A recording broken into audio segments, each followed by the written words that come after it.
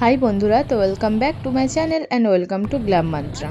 তো এই কিছুদিন আগেই আমরা গেছিলাম আমার ছেলের স্কুলের ফ্রেন্ড, তার দাদার বার্থডে ছিল। তো সেখানে আমাদের ইনভিটেশন করেছিল, তো আমরা সেখানে গেছিলাম। যেতে যেতে মোটামুটি ভালোই রাত হয়ে গেছিলো, কারণ জিৎ অফিস থেকে এসে পর আমরা বেরিয়েছিলাম।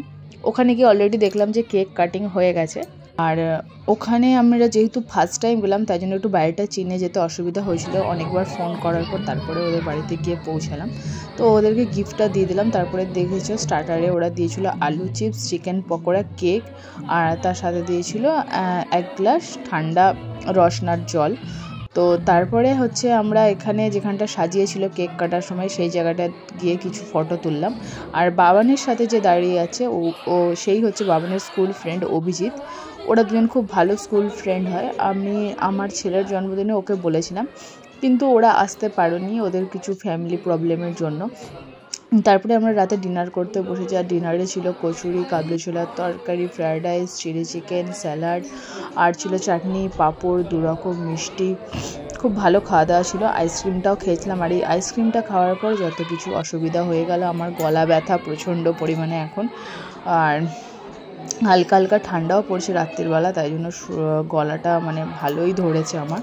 তো তারপরে ওখান থেকে বেরিয়ে আমরা সিধে বাড়ি চলে এলাম। আর সেই দিন ছিল যেহেতু জগদ্ধাত্রী পুজোর ভাসান, তাই জন্য আমাদের প্ল্যানিং করা ছিল যে এই বছরে জগদ্ধাত্রী ঠাকুর আমরা সেরকমভাবে কোনোদিনও দেখতে বেরোইনি, তো ভাসানে যেতেই হতো। তাই জন্য আমরা জগদ্ধাত্রী পুজোর ভাসান দেখতে যাব বলে অলরেডি আমরা ঠিক করেই রেখেছিলাম।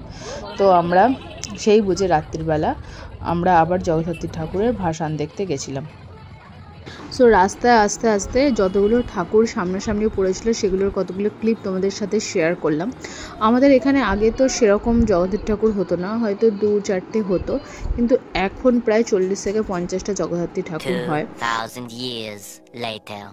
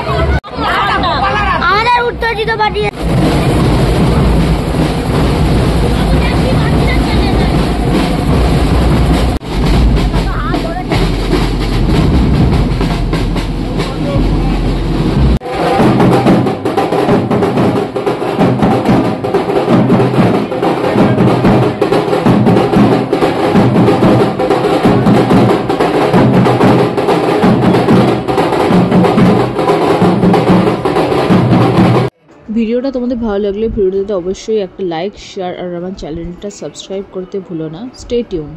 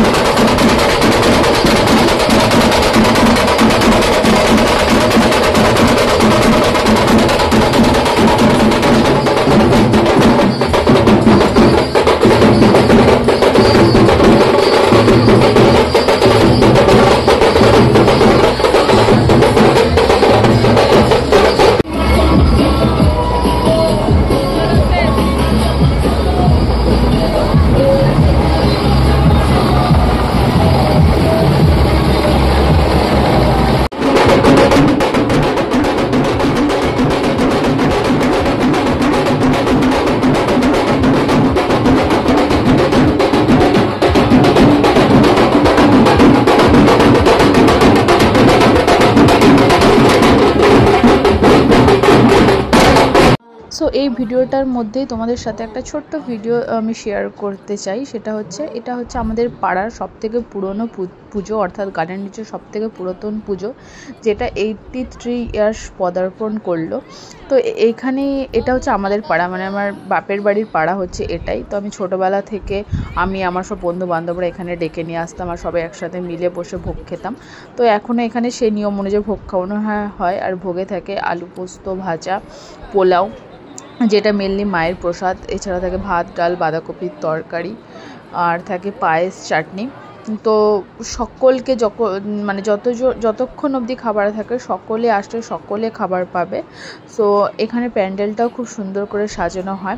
আগে এখানটা মেলা বসতো, কিন্তু এখন যেহেতু অনেক পুজো হয়ে গেছে গার্ডেন রিচে, তাই জন্য এখানে সেরকমভাবে আর মেলা বসে না, কিন্তু সেই ঐতিহ্যবাহী ব্যাপারটা রয়েছে। আর এখানে প্রত্যেক বছর মায়ের এই একই রকম রূপ আমি দেখেছি ছোটোবেলা থেকে আজ অবধি, সেটা হচ্ছে ঢাকের সাজ।